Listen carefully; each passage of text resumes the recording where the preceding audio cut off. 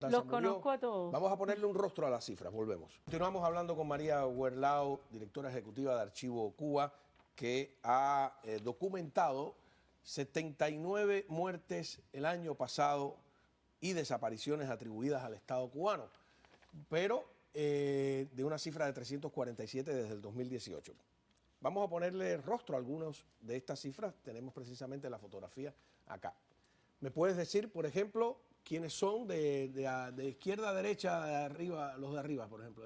Cómo no, quiero decir antes que es difícil escoger quiénes poner y quiénes no. Ajá. Pero muchas de las fotos no tienen buena calidad, o sea, tampoco esa es una de las razones. No porque el caso no por sea el mérito, todos tienen mérito. Hay algunos casos que no hay fotos, pero quiero aclarar eso, ¿no? El primero de izquierda a derecha, Ajá, en las filas superiores, Kevin Canlo, murió bajo custodia en la prisión de Cuivacán de Mayabeque, tras recibir una brutal paliza a manos del subdirector de la prisión, y está el nombre en el archivo. Recuerda, cada uno se puede buscar, cada uno tiene entrando a un archivocuba.org / ¿cómo es en español?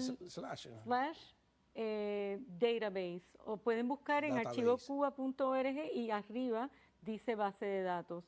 Y ahí pueden buscar. Pueden buscar por nombre, pueden buscar por fecha, por causa de muerte, por localidad. La base de datos es muy completa en ese sentido para sacar todos informes. comprobados, no son especulaciones ni imaginación. Bueno, seguimos, el sí, segundo. La segunda murió en un accidente en México. La segunda, estás hablando de la de abajo. No, la segunda persona. De arriba. El muchacho de la derecha que tiene la mano en la cabeza. Sí, que el dedo. Ella se llama... es una muchacha. Se llama Shakira Martínez, de 21 años. Es una de 11 víctimas en un accidente en Chiapas que estaban tratando de llegar a la frontera. Se conocen los nombres de 7 de las. ¿Pero es esta o es la Esa, Shakira Martínez. Ah, esta que está aquí. Esa. Ah, ok. Sí. Porque nos saltamos al otro que tiene el dedo en la...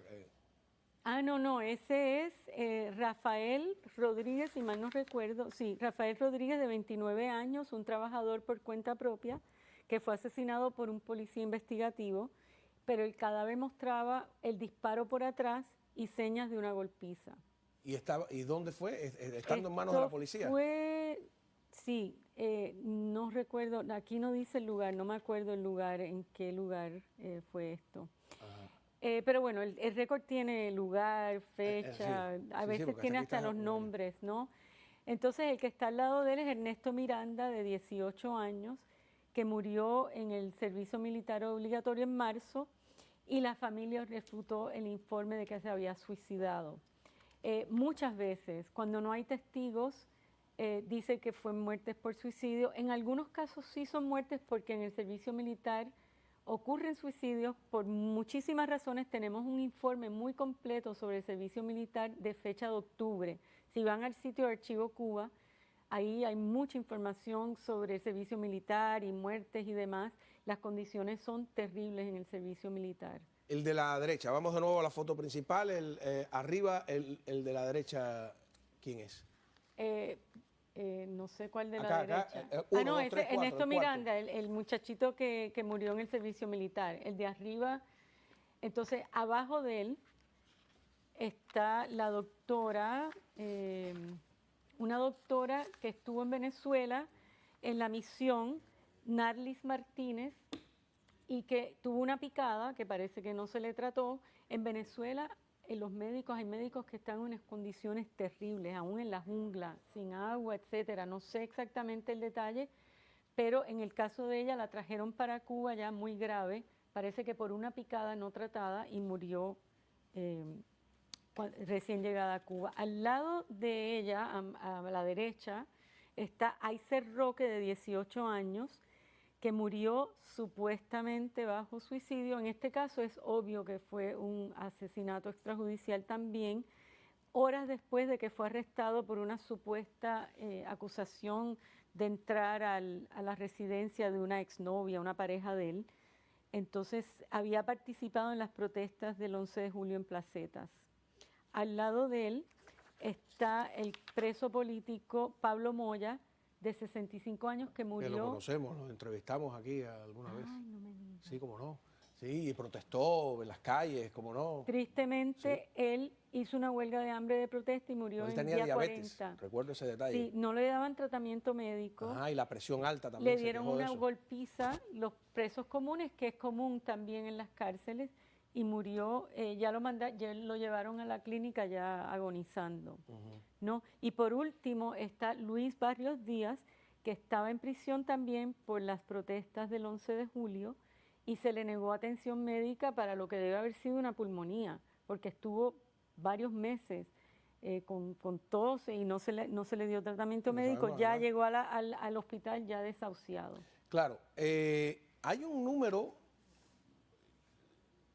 yo creo que determinado en algún momento, de prisioneros del 11J que han muerto en las cárceles y que se han reportado bajo custodia o que los han soltado ya para que mueran. Poco, o sea, en realidad ahora mismo no me viene a la mente así un caso. El año pasado había por lo menos había uno o dos. No, o sea, que nosotros sepamos, no han muerto tantos. Ellos los cuidan porque hay mucha atención sobre esos casos, sobre los presos de conciencia o los del 11J. Murió uno en intento de salida en un asesinato extrajudicial o desaparecido el año pasado y murió uno por falta de atención médica, que yo recuerde. Pero son tantos los casos que a veces se me olvida, ¿no? Y hay otra persona que trabaja en esto con nosotros, que es George Utset, que hace un trabajo extraordinario con estos casos. Él es el que lo hace más día a día. Una vez que tienes esta información, ¿a dónde se distribuye? ¿Qué hace uno para que le hagan, para que tenga repercusión? Esa es la gran pregunta. Archivo Cuba no tiene recursos, no tiene fondos de gobierno, trabajamos muy voluntario, la información es pública y tratamos de que otras organizaciones que sí tienen recursos lo diseminen. Ahora, nosotros trabajamos en inglés y en español, la base de datos está en inglés, tenemos una lista que se manda a gobiernos, Naciones Unidas, Unión Europea, otras ONG, con la idea de que esta información se difunda. Sin embargo, es frustrante ver que al mundo como que no hace caso, no toman esto en cuenta. Y a mí me sorprende que también los activistas de derechos humanos y otras organizaciones con recursos no le den más atención a esto, que es el primer derecho. El primer derecho es a la vida y a la seguridad de la persona que se está violentando. Para volver al caso de Pinochet, en el caso de Pinochet, de la dictadura de Pinochet, las muertes y las desapariciones forzosas fueron al principio, después del golpe militar por lo general.